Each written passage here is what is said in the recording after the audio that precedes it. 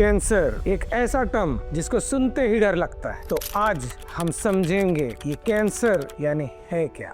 हमारी बॉडी एक discipline process follow करती है जिसके अंदर बहुत सारे टाइप के सेल्स है, वो एक डिसिप्लिन से बन रहे हैं, बढ़ रहे हैं, फंक्शन कर रहे हैं, बॉडी को एक्ट, रिएक्ट, रिस्पॉन्ड, यूटिलिटी और ग्रोथ के लिए हेल्प कर रहे हैं। और एक सर्टेन पीरियड तक यूटिलाइज होने के बाद वो रिप्लेस हो रहे हैं, यानी वो डाई होके नए सेल्स उसकी जगह ले रहे और सेम प्रोसेस वापस हो रहा है। ये हुआ नॉर्मल सेल। अब इसी के कंपैरिजन में कैंसर सेल को समझते हैं। वही cell multiplication uncontrol, unconditional and unnecessarily इतना लेवल तक कि जो डिस्ट्रक्शन कॉज कर रहा है। पहले हमने क्या समझा? हेल्दी सेल जो कि हेल्थ को बना रहे। हम ये क्या समझ रहे? अलग सेल जो कि डिस्ट्रक्शन कॉज कर रहे हैं और सिस्टम पे लोड हो रहा है और सिस्टम डिस्टर्ब हो रहा है। अब वो कैसे? वो इस तरीके से कि वो आपके बॉडी के अंदर जो न्यूट्रिएंट है उसको एब्सॉर्ब कर रहे हैं और निगेटिव यानी कि शरीर को डैमेज करने वाले, बीमार करने वाले एक ऐसे सेल का निर्माण कर रहे हैं जो कि पूरे सिस्टम को तबाह करने की ताकत रखते हैं। मतलब जो डिसिप्लिन था, जो हैबिट था, जो फंक्शन था, उसको ऑल्टर करके रॉन्ग डायरेक्शन पे लेके जा रहे। आप इसको ऐसा समझिए, ये कैंसर सेल्स दो टाइप के होते हैं। In broad spectrum I am talking, वैसे स्मॉलर लेवल पे अलग अलग होते हैं। ब्रॉड स्पेक्ट्रम एक ये होता है कि एक सर्टेन एरिया में सर्टेन सेल को सर्टेन लोकेशन पे डेवलप हो गए और वो वहीं पे रहा। और एक ऐसा होता है जो एक सर्टेन पार्ट पे क्रिएट हुआ और जो बॉडी में धीरे धीरे डेवलप होते हुए स्प्रेड करने लग गया, उसको बोलते हैं मेटास्टैटिक सेल्स। अब समझते हैं ये कैंसर का अर्ली डिटेक्शन क्यों इम्पोर्टेंट है, यानी कि जल्द पता चलना ये क्यों जरूरी। ज्यादातर इंडिया में दिक्कत पता है क्या है? एक तो कैंसर है या कैंसर रह सकता है, इसको डिटेक्ट करने की इच्छा, डायग्नोस्टिस करने का, ये इसके तरफ ध्यान बहुत लोगों का कम है।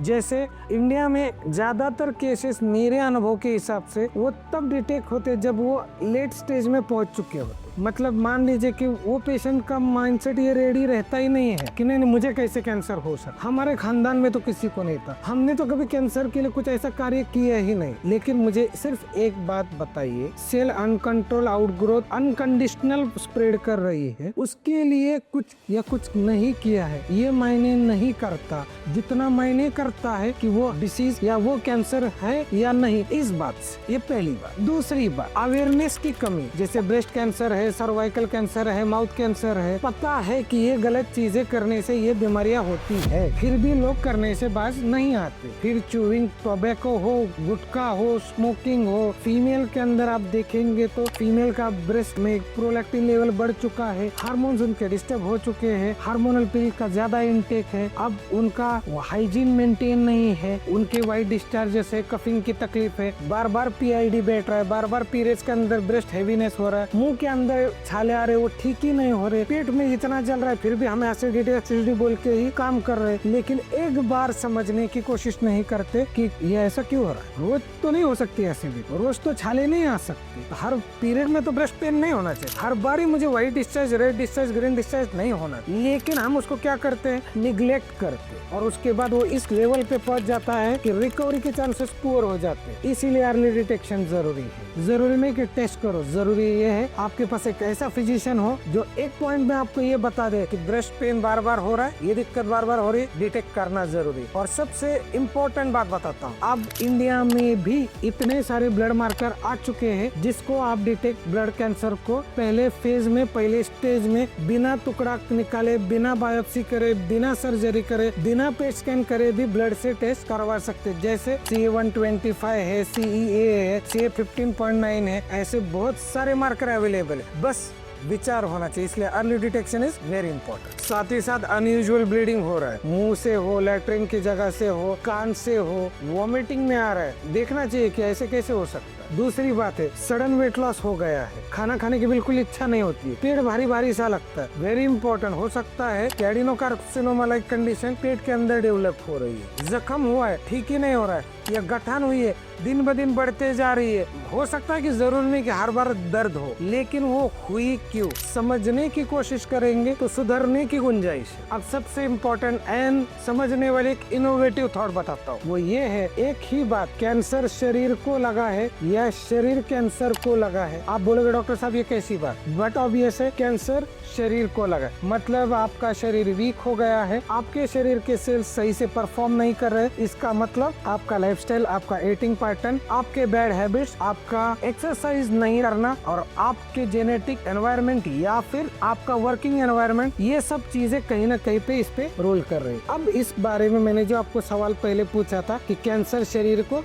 या शरीर कैंसर को, अगर शरीर को कैंसर लगा है तो मतलब दवाई शरीर को चाहिए, लेकिन हम मार्केट में क्या सुनते हैं, कैंसर के लिए दवाई ले रहा हूँ। एक ही बात मुझे बताइए, अगर पेड़ को आम लगा है और आम ज्यादा आने चाहिए तो आप पेड़ को पानी और खाना और दूध दवाई देते हो, ये क्या आम को देते हो? तो आप बोलोगे पेड़ को। तो कैंसर शरीर को लगा है तो शरीर वीक हो रहा है, अगर शरीर स्ट्रांग हो गए तो वो कैंसर को हील कर सकता है। बॉडी को यानी शरीर को मजबूत करने के लिए दवाई चाहिए, ये एक समझने वाले विचार है। एक बार समझिए, क्योंकि मैंने एक अनुभव किया है कि जितने लोगों ने कैंसर की ट्रीटमेंट बड़े बड़े हॉस्पिटल से ली है, वो क्या बोलते हैं, नहीं अभी तो दवाई दे ही नहीं सकते, शरीर बहुत वीक हो गया। भाई पहले ही गलती की है कि दवाई से शरीर को वीक कर दिया। दवाई ऐसी दो ताकि शरीर मजबूत हो जाए, ताकि वो अनकंट्रोल सेल के साथ फाइट करके उनको बाहर निकाले। यही उस प्रिंसिपल होम्योपैथी में फॉलो होता है। अगर आप ये चाहते हैं कि आपके ऑनगोइंग ट्रीटमेंट के साथ आपको एक इनोवेटिव एंड यूनिक बट सटीक ट्रीटमेंट चाहिए, तो आपको माइक्रोमोलिकुलर एडवांस होम्योपैथी को विजिट जरूर करना चाहिए। अगर ये कैंसर के ऊपर की इंफॉर्मेशन आपको सही लगी हो तो इसको लाइक शेयर सब्सक्राइब जरूर कीजिए। देखिए adenocarcinoma, squamous cell carcinoma, spindle cell carcinoma, leukaemia, tumours, ऐसे बहुत सारे टाइप्स है। बात करना कैंसर पे इन जनरल इसलिए जरूरी था कि पहले कैंसर है क्या ये समझिए, क्या करना चाहिए ये समझिए, टाइप कोई भी रहने दीजिए, क्योंकि टाइप से जरूरी है कैसे हैंडल करते हैं और कैसे देखते हैं। सो ये इंफॉर्मेशन आप तक पहुंचानी थी। Thank you so much.